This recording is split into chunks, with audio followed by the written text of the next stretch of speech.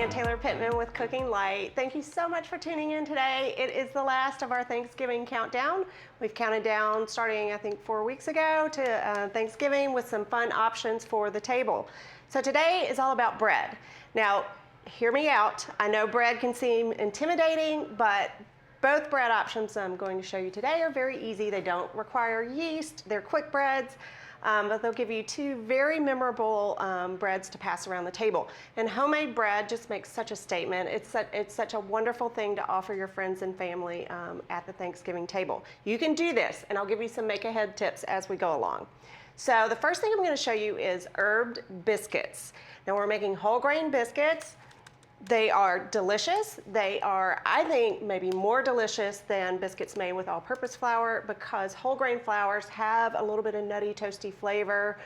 All-purpose flour, I think, this is, it definitely has its place, but it doesn't have that flavor boost that you automatically start with when you start with a whole grain flour.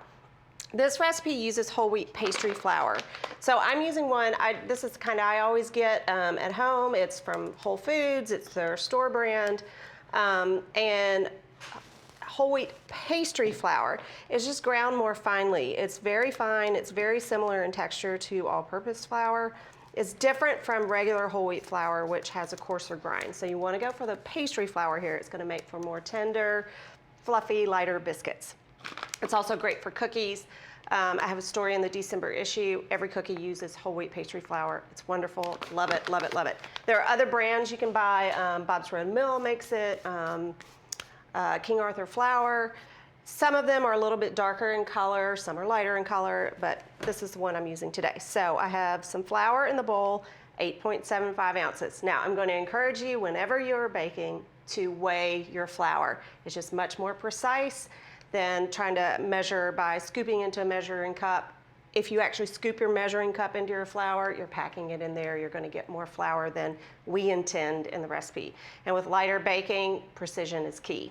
You don't have a ton of fat to cover up those mistakes if you have too much flour. So I encourage you to weigh your flour. It's easier too. It's easier to just weigh it out than to measure it by spooning it into measuring cups. Okay, to that flour, I'm going to add some baking powder, kosher salt, baking soda, and black pepper. So these are very savory biscuits. They're going to be wonderful at the table with the herbs, which are coming, and the black pepper is just going to be really wonderful with all of the food at Thanksgiving. So I'm just going to give those a stir. Now here comes the fun part, and you got to just go with it and be ready to use your hands. Your hands are the best tool in your kitchen. So I have 7 tablespoons of cold butter. That's 1 stick minus 1 tablespoon. That 1 tablespoon we use at the end. So that's going to go in. It's cut into small pieces. And I want it cold. You want to keep your butter cold. Like when you're working with pie pastry, cold butter is going to create a better product. It's going to give you lift and sort of that fluffy, flaky texture in the finished product. So I'm just kind of mushing the butter with my fingertips, mushing it into the flour mixture. And you just want to kind of work by feel. You'll know once you get in here, I have some cubes that I haven't touched yet, cubes of butter that I haven't touched yet. I'm working my way back in the bowl, just smushing the butter into the flour. You could do this with a pastry cutter for sure. I always like working by hand. That's what the recipe that our developer created, that's what it states. It's really great to just get in there with your hands and learn the feel of it. If you must, you can do this in a food processor. You could certainly do that. But I'm going to encourage you to do it this way because I think the irregular shapes of the butter just creates a better texture in the biscuits. I'm just working through. I'm going to add some thyme here in a minute. That's the herb that we're adding. 2 teaspoons of thyme. You could try different herbs if you'd like. Thyme is just so great at Thanksgiving, so it echoes some of the flavors, but you could try sage. Finely chopped sage would be delicious here. You could try a combination of thyme and rosemary, or sage and rosemary. You could use parsley if you'd like. I would go up on the amount. We're only using 2 teaspoons. Parsley is a little bit milder, so I would use more of it. Okay, so I've got the butter kind of worked in. It's really kind of fun. It's a good job for kids too, if you want to get the kids involved. So you just want, so like I have some pieces where the butter is sort of flattened out and solid, that's fine. But I want to get it mostly sort of incorporated where there are no big hunks of butter left. Work it, work it, work it. Again, really fun to work with your hands.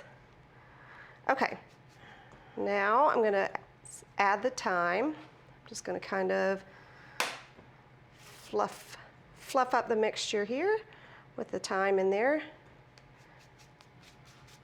Okay, let me wipe my hands real quick. Okay, and then buttermilk. Buttermilk goes in. This is a cup of buttermilk. Buttermilk is key to these biscuits, to the wonderful flavor.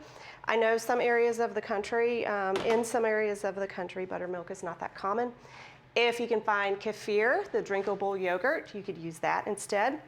If you can't find that, you could use Greek yogurt and thin it out with a little bit of milk or water to get this sort of consistency. It's almost the consistency of heavy cream. But you want that acidity. The leaveners here are gauged to react with the acidity of the buttermilk. And again, that acidity just boosts the flavor. Okay, let me just stir this up until I get a dough formed, and then I'll pat it out and start cutting biscuits. Now, I always like to work on top of a piece of parchment paper or wax paper or plastic wrap. Just it makes cleanup a little easier. So I'm going to pull that over here. I have a bench scraper. It's going to come in handy. I have a ruler. One of the best kitchen tools that I always keep on hand. It comes in handy all the time. And my kids always grab it and use it for their homework or their schoolwork, even though they have their own rulers. They get my ruler out of the kitchen drawer, and when I go to look for it and it's not there, I know who to go ask where it is. They need to return it, but they don't. Okay, so I have my wax paper here. I'm gonna dust it with some flour because this is a sticky dough. Just kneading this a little bit in the bowl just to pick up any extra flour that hasn't been incorporated yet into the dough. You guys, these biscuits are so good. I just ate one about 10 minutes before we went on air because I was starving. Oh my gosh, they are really, really good. Okay. And we have a quick question. Yep, great. If you're in a pinch and you don't have fresh thyme, could you use dried? You could use dried thyme. I would, if you're using dried thyme, I would take it, let's see, the recipe calls for 2 teaspoons of fresh thyme. I would try maybe 1 teaspoon of dried thyme. I would put it in my hand and just sort of crush it up, crush it around and sort of smush it, or you know, if you have a mortar and pestle, you put it in there and kind of crush it up, just to sort of release some of the oils that are in there. Just kind of smush it up and start releasing some flavor. That could definitely work very nicely. Okay, try to clean my hands. Okay. All right, so I'm just going to pat this out here on my lightly floured surface to about a 1/2 inch tall square. So I'm going to use my ruler, just about there. And then I'm going to fold this guy in half. Now this folding technique is very common in biscuits. It helps to kind of create some layers in the finished product. Pat it out again, fold it over. I can't remember if the recipe says to fold it over one more time, but I'm going to. Doesn't hurt. And I'm patting. Notice that I'm not rolling. I'm patting the dough out. That works the dough a little bit less than when you're rolling. And with a lighter dough, you want to work the dough less so that the biscuits in the end will be more tender. Okay, now I'm going for 3/4 of an inch. And I'm going to start cutting out my biscuits. Sorry, clean my hands up a little. My husband has a thing about, it's such a weirdly specific thing that he hates. He hates the sight of mud drying on skin. So if, you know, our kids were out playing in the mud and the mud is drying and kind of starting to contract and dry on their skin, it drives them crazy. So I'm imagining that dough on skin might have a similar effect. Okay, so I have a baking sheet lined with parchment paper. You don't have to watch me cut all of these. I'll cut a few. But we're using like a little cutter here. I think it's 2 inches, something like that. Because at Thanksgiving, there's so much food on the table. You don't need a giant cat head biscuit. We're making smaller biscuits. They'll go farther. People still get a nice piece of bread on their plate and they'll eat all of it. There won't be any left. So you're gonna roll it out, cut them out, put them on the parchment lined baking sheet. You should get 20 biscuits. Re-roll your scraps after you've cut the first batch. Like I said, I'm not gonna make you watch me do all of these, but let me show you what they look like when they're done. Because they are, like I said, they're very good. I sampled one. Let's see, this is hot. It's cooled off a little bit. So these are the finished biscuits. Wonderfully light and fluffy. You brush, remember I said you use 7 tablespoons of butter in the dough? You reserve 1 tablespoon of butter and melt it, and you brush that on at the end right when these guys come out of the oven. That gives the tops a sort of little bit of a sheen, and they are really good. There's like a crisp outer texture and a fluffy, tender interior. They're wonderful. Those little flecks of thyme in there are gorgeous.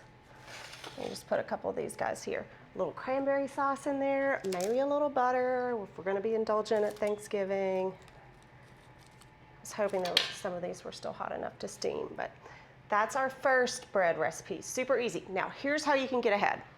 Okay, so let me bring this back just for a visual aid. You can cut your biscuits, cut your dough out, and line them up on your sheet tray, and then freeze them. You can do this today, you can do it tomorrow, you can get a little bit ahead. Freeze these guys on the sheet tray. If that takes up too much room in your freezer, try to freeze them on a flat surface, and then you can transfer them to a bag or another container and just leave them like that, and then bake them from frozen. You know, you can buy frozen biscuits in the grocery store. This is the same sort of thing. You might have to add 2 or 3 minutes to the cooking time when you're baking from frozen, but they'll be just as good as if you made them fresh from start to finish. So it's a great make ahead option. You can make it today. Get ahead a little bit for Thanksgiving. Okay, so the second recipe, let me pull this over, get some of this stuff out of the way. The second recipe is really, really fun. It's stuffing flavored cornbread. So in the South, see, I got flour all over. I was like, I don't need an apron. I won't get flour on myself, but I did. In the South, cornbread stuffing, or actually I grew up calling it cornbread dressing, is the mainstay at the Thanksgiving table. It starts with a pan of cornbread that you crumble up, add your celery and onions and herbs and all that, and then combine everything with some chicken stock and eggs and bake it. Similar to a bread stuffing, you just start with cornbread.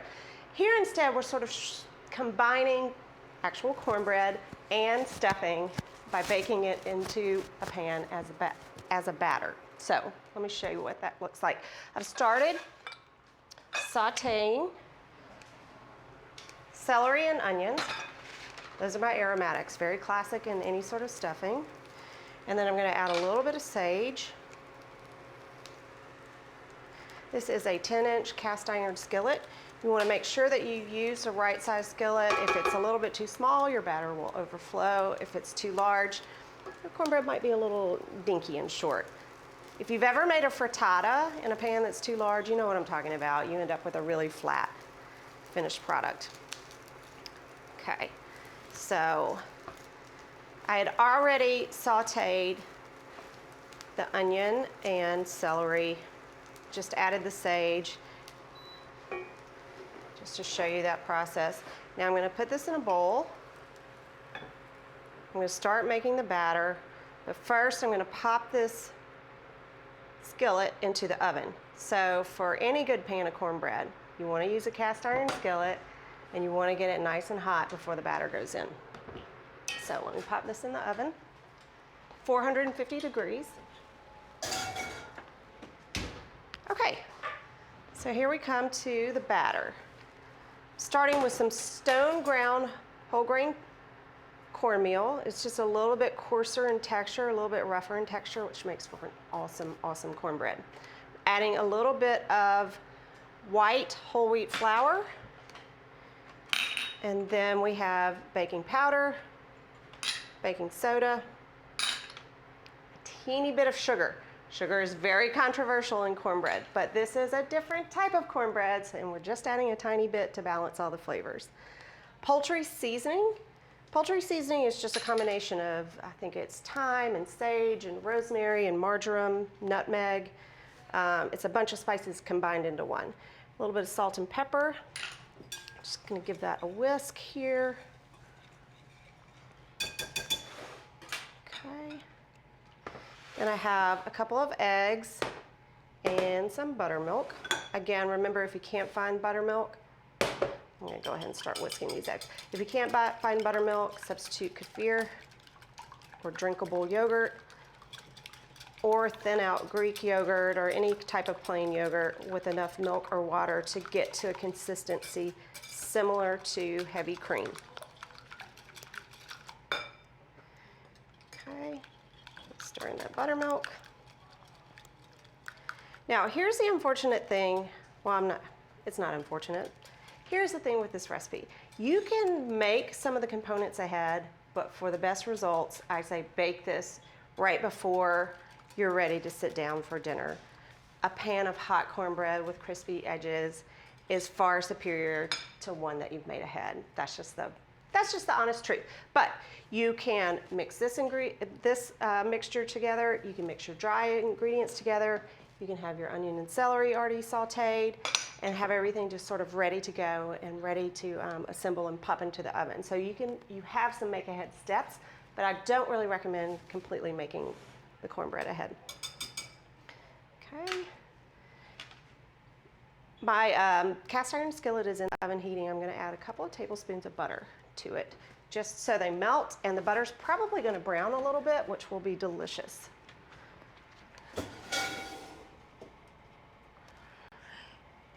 And we have a question. Great. Are you using salted or unsalted butter there, and does it matter?